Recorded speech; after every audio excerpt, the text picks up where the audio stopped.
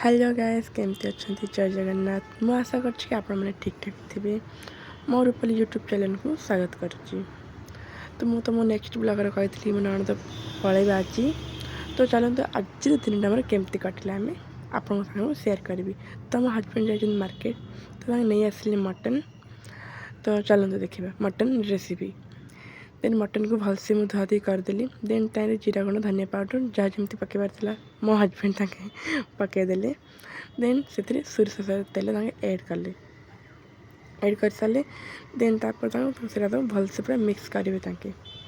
तो भलसे मिक्स कर सारे तांगे माछ भी नहीं आसके माछ मो बेटार बहुत प्रिय बोली माछ आनी मटन घर ऑल फैमिली को पसंद बट मत कि मो नणद को से पसंद नुह पसंद बट से भी नुहे चलो।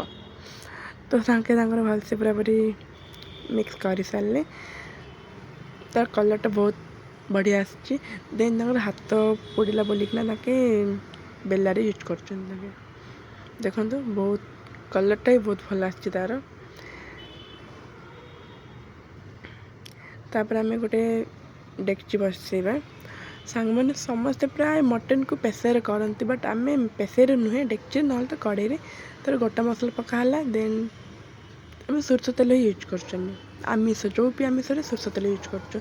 देन से पियाज पकेलु तो पियाज को घाटू जो पर्यंत ब्राउन कलर न देखो सांग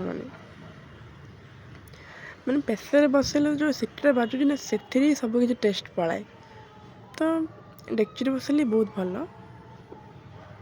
देन आम जो मैग्नेट कराई मटन टाक पकेलु तो एपटे माछ भी भजा भजा हो सारा। तो आम अलरेडी भात हो सारी तापर आमर देख माछ भजा। तापर आम साधा भी करूँ अलरेडी भाजी। तापर आमर पापड़ भी इे पापड़ भी छाणी। तो मो नणद मटन हो सारापर मो नणद टेस्ट करदेली से भाज वाह बहुत टेस्टी होती सी तार चलला खावा बाड़ा को खाई पी भी सरला आमर। तो कहीदेली मो नणद पलैबे बोली देखो जिनपतर पैकिंग कर सारी बाहर को पलैलु आम।